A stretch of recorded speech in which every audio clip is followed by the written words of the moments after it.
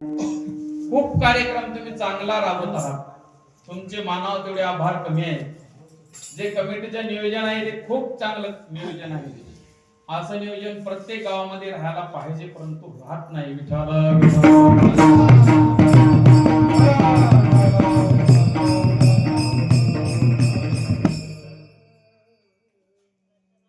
आपल्याला बरेचसे समाज नावबोट ठेवतात. अंधाला ज्ञान नाही. आता पुढचं तुम्हाला माहितीच आहे. परंतु एक लक्षात ठेवा,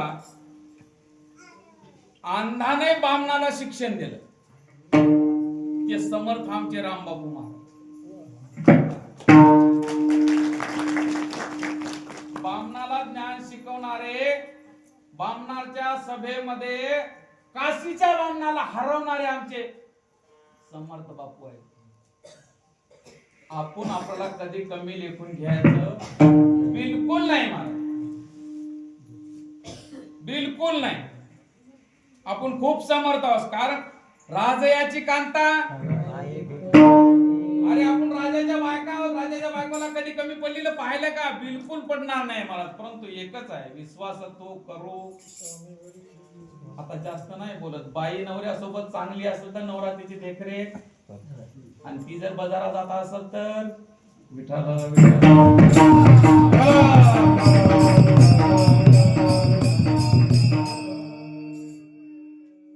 मराठवाड्यामध्ये रामबापू महाराज आणि तुमच्या इकडे मुंगसाजी बाबा. मुंगसाजी बाबा का सामान्य आहेत का? गाईवर म्हशीवर आऊत हाणणारे म्हणजे सामान्य आहेत का? ते आपल्याला बैल चलना गेले बापू, पेटलेले बैल चलना गेले आपल्याला, आणि ते त्याच्यावर आऊत हाणतात म्हणजे सामान्य आहेत का? बिलकुल सामान्य नाहीत. आपला कुळाचा उद्धार करणारे आपल्या समाजामध्ये जन्म घेऊन आज त्यांचे कळस लागले महाराज. त्याच्यामुळे आपला आता काळजी करायची गरज नाही. फक्त एकच आहे गरज, ती विचार करायची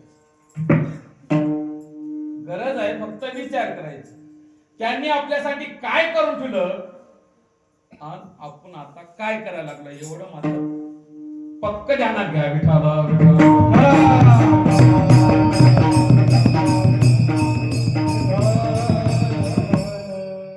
अभंग तुकाराम महाराजांचा आहे.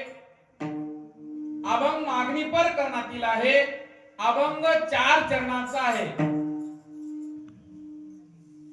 ज्या तुकाराम महाराजांनी तुमच्या आमच्यासाठी गाव सोडून डोंगरावर बसून अभंगाची रचना केली, ज्या महाराजांची 60-65 कोटीची जी इस्टेट होती त्याची राख रांगोळ केली महाराज, आणि तुमच्या आमच्यासाठी आज अभंगाचा गाथा तयार केला.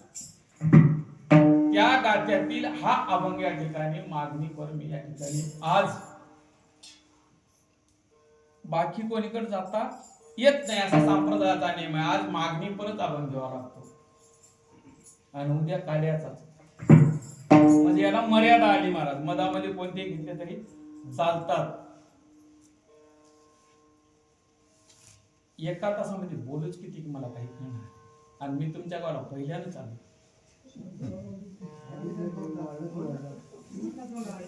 नाही बाबू, मात्र मला काकड्याला जायचं आहे.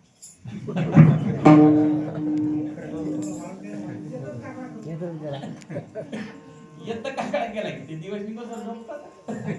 विठाला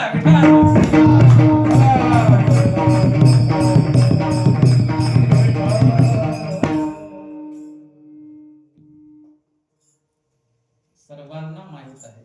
आपण आता तुमच्याकडे कामाला जातात की नाही मला माहित नाही.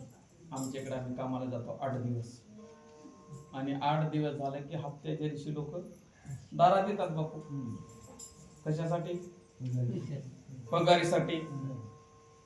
मग हे आपला हप्त्याचा दिवस आहे. मग आज देवाकडे मागाय पाहिजे. बरं काय मागाय पाहिजे? आपण देवाकडे काय मागाय पाहिजे? एका व्यक्तीने तुकाराम महाराजांना प्रश्न केला. महाराज म्हणले, तुम्ही जीवनभर देवाचं नामस्मरण करीत आलात, या मोबदल्यामध्ये तुमची इच्छा काय? त्यांनी पहिल्याकडे सांगलं महाराज.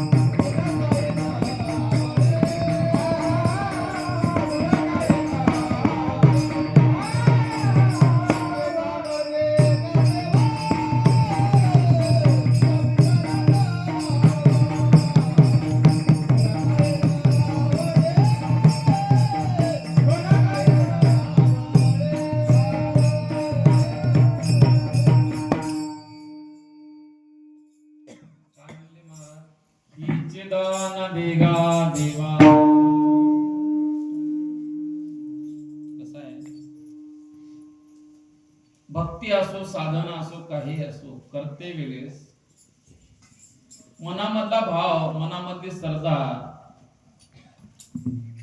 जे असते, आपण कशासाठी करीत आहोत? स्वार्थासाठी का परोपकारासाठी? आपण सेवा करतो देवाची, परंतु आपल्या सेवेमध्ये आपला स्वार्थ आहे, आपली निष्काम सेवा नाही. मागे आपण एक नारळ जरी फोडायला गेलो तर त्या एका नारळामागे आपल्या कमीत कमी 3 ते 4 इच्छा असतात. एखादा दादा म्हणे, हे मारुती राया, तुला नारळ फोडतो, माया पोराला नोकरी लागू दे. एखादी माय म्हणे, माय माझ्या सुनाला एकदा 2, म्हणजे काय काय इच्छा राहतील माणसाच्या, काही सांगता येत नाही महाराज. परंतु या इच्छेनं आतापर्यंत कोणाचं सार्थक झालेलं बघलं का बापू?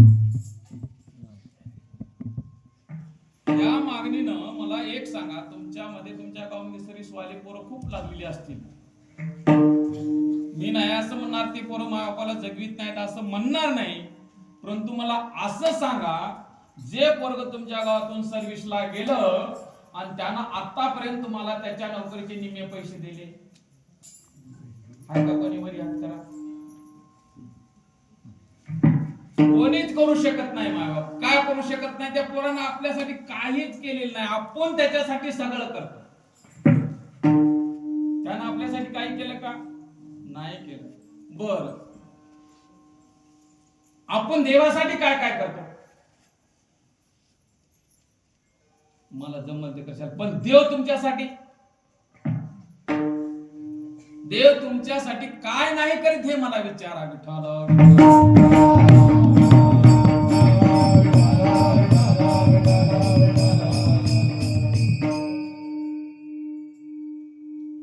मागे पुढे उभा आलिया गाजने वा